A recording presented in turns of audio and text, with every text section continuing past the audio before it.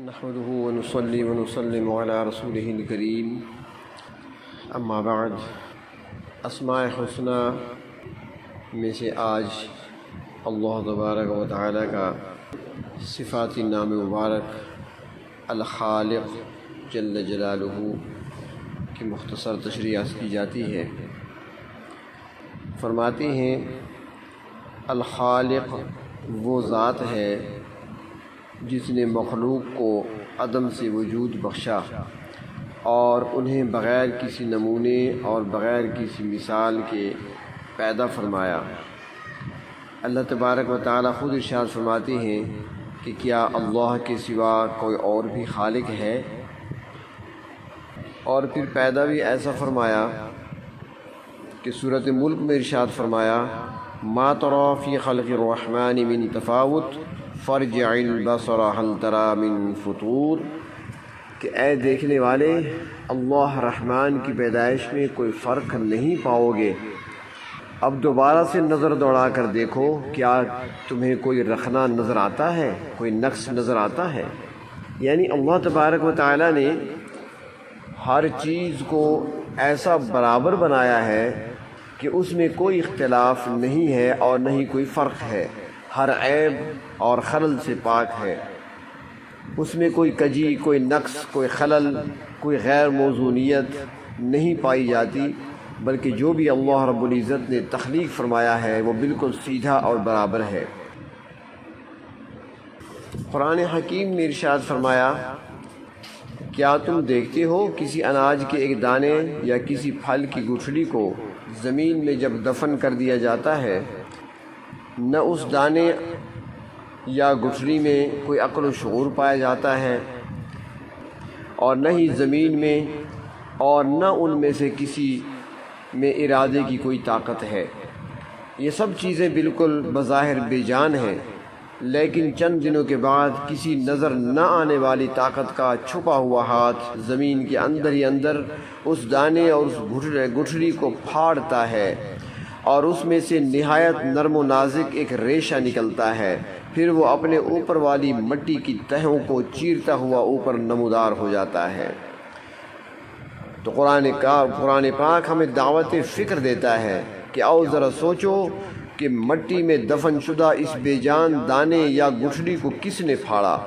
کس نے اس میں سے وہ جاندار کونپل نکالی، اور پھر سوت کے دھاگے جیسی نرم و نازک اس کونپل نے کس طاقت سے زمین کو چیر ڈالا۔ کیا تمہاری عقل میں یہ آ سکتا ہے کہ اس بے جان دانے یا گٹھلی نے یہ سارے کام خود کر لیے؟ ہرگز ایسا نہیں، یہ سب ایک حکمت اور قدرت والی ذات نے کیا ہے، اور وہی ذات الخالق ہے۔ قرآن حکیم ہمیں دعوت فکر دیتے ہوئے سورۃ الذاریات میں فرماتا ہے وَفِي أَنفُسِكُمْ أَفَلَا تُبْصِرُونَ، اور خود تمہارے اپنے وجود میں بھی کیا پھر تمہیں دکھائی نہیں دیتا؟ یعنی اپنے من میں ڈوب کر پا جا سراغ زندگی۔ انسان کے سب سے قریب تر یعنی خود انسان کی اپنی ذات کی طرف توجہ دلائی گئی ہے کہ زمین اور زمین کی مخلوقات کو بھی چھوڑ دو، خود اپنے وجود اور اپنے جسم اور اس کے اعضاء میں غور و فکر کر لو، تو ایک ایک تمہارے جسم کا عضو تمہیں حکمت حق تعالی کا ایک شاہکار نظر آئے گا، اور تمہارا ضمیر گواہی دے گا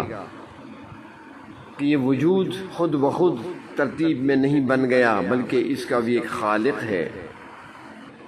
کائنات کا ایک ایک ذرہ اپنے خالق کی گواہی دے رہا ہے۔ جو تتلیوں کے پروں پر بھی پھول کاڑھتا ہے، یہ لوگ کہتے ہیں اس کی کوئی نشانی نہیں۔ جہاں بھی ہم بیٹھے ہوں اپنے گرد و پیش پر نظر ڈالیں اور دیکھیں کہ کمرے کی ہر چیز جو بنائی ہوئی ہمیں نظر آتی ہے، چاہے وہ دیواریں ہیں، چاہے وہ کمرے کے اندر رکھی ہوئی چیزیں ہیں، یا وہ کرسی جس پر ہم بیٹھتے ہیں، یا وہ کتاب جو ہمارے ہاتھوں میں ہے، یا کمرے میں بچھی ہوئی دوسری چیزیں ہیں، یہاں تک کہ کمرے میں بچھے ہوئے قالین کا دھاگا بھی یہ بتا رہا ہے کہ اسے کسی نہ کسی نے بنایا ہے۔ نہ تو یہ سب از خود وجود میں آیا اور نہ ہی محض اتفاق کا نتیجہ ہے۔ اور جب یہ معمولی چیزیں خود بخود وجود میں نہیں آ سکتی اور نہیں اتفاق کا نتیجہ ہو سکتی ہیں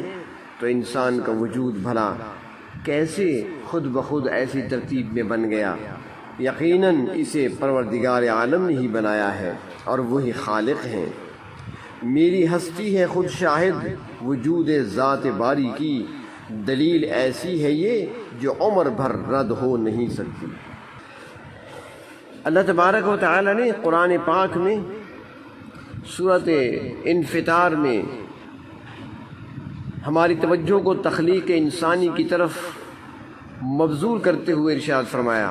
یا ایھا الانسان ما غرک بربک الکریم الذی خلقک فسواک فعدلک فی ای صورت ما شاء رکبک۔ اے انسان، تجھے کس چیز نے اپنے اس پروردگار کے معاملے میں دھوکہ لگا دیا ہے جو بڑے کرم والے پروردگار ہیں؟ وہی پروردگار ہیں جس نے تمہیں پیدا کیا اور پھر تمہیں ٹھیک ٹھیک بنایا اور پھر تمہارے اندر اعتدال پیدا کیا، جس صورت میں چاہا اس سے تجھے جوڑ کر تیار کیا، تجھے معتدل اور حسن صورت والا بنایا۔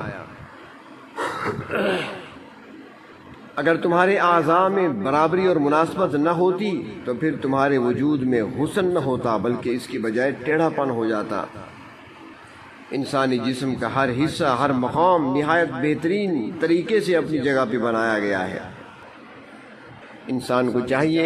کہ وہ اللہ تبارک و تعالیٰ کی تخلیق پہ غور کرے اور سوچے کہ اس پروردگار نے میرے وجود کو بنایا، میرے لیے اس کائنات میں کتنی نعمتیں بکھیر کر رکھ دی ہیں، کتنی نعمتیں میرے لیے پیدا فرمائی ہیں، روزانہ بارش کی طرح برستی ہیں نعمتیں پروردگار عالم کی مجھ پر، کس طریقے سے مجھ تک کھانا پہنچتا ہے، کتنی مشقتوں کے بعد پانی کا گھونٹ مجھے ملتا ہے۔ تو ان ساری چیزوں پر انسان جب غور کرے گا تو پروردگار عالم کی صفت خلاقیت اور پروردگار عالم کی عظمت ہمارے دلوں میں آئے گی۔ نبی اکرم صلی اللہ علیہ وسلم نے مغفرت اور رحمت کی بعض دعائیں اسماء حسنہ کے ساتھ مانگی ہیں اور اس میں سب سے پہلے صفت خلق کو ذکر فرما کر دعا مانگی۔ ہمیں بھی چاہیے کہ ان مسنون دعاؤں کو پڑھتے رہا کریں۔ ان میں سے ایک دعا یہ بھی ہے، نبی اکرم صلی اللہ علیہ وسلم فرمایا کرتے تھے، اللہم انت الخلاق العظیم، اے اللہ آپ سب کے پیدا کرنے والے ہیں، اللہم انک سمیع علیم، آپ خوب سننے والے ہیں اور سب کچھ جاننے والے ہیں، اللہم انک غفور الرحیم، اے پروردگار بے شک آپ بہت بخشنے والے ہیں اور بہت ہی مہربان ہیں، اللہم انک رب العرش العظیم، اے پروردگار آپ عظمت والے عرش کے مالک ہیں، اللہم انک انت الجواد الکریم، اے اللہ آپ ہی ہیں بڑے سخی اور بہت زیادہ کرم کرنے والے، فاغفر لی وارحمنی وعافنی وارزقنی واسترنی واجبرنی وارفعنی واہدنی ولا تضلنی وادخلنی الجنۃ برحمتک یا ارحم الراحمین۔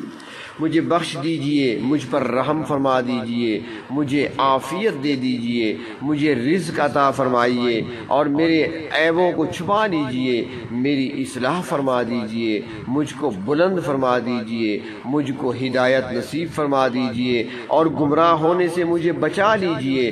اور اے ارحم الراحمین اپنی رحمت سے مجھ کو جنت میں داخل فرما دیجئے۔ نبی اکرم صلی اللہ علیہ وسلم کے بہت زیادہ احسانات ہیں اور ان احسانات میں سے ایک یہ جامع دعا بھی ہے جس میں دنیا اور آخرت کی ہر بھلائی مانگ لی گئی ہے۔ صرف یہی دعا جس کے حق میں قبول ہو جائے اسے دنیا اور آخرت کی تمام تر فلاح اور کامیابی حاصل ہو جائے گی۔ تو وہ ذات جو الخالق ہے، جس نے ہمیں پیدا فرمایا ہے، اسی ذات نے ہمیں اپنی عبادت اور فرما برداری کے لیے پیدا فرمایا ہے، تو ہماری یہ ذمہ داری ہے، ہم پر یہ فرض عائد ہوتا ہے کہ ہم اپنے اس محسن کو، اپنے اس خالق کو پہچانیں اور گمراہی کے راستوں پر چلنے کے بجائے اپنے پروردگار اور اس خالق کے بتائے ہوئے طریقے کے مطابق اپنی زندگی کو گزاریں اور اللہ رب العزت کی اطاعت میں ہی اپنی زندگی کو بسر کریں تاکہ ہمیں دنیا میں بھی کامیابی نصیب ہو اور آخرت میں بھی سرخروئی نصیب ہو۔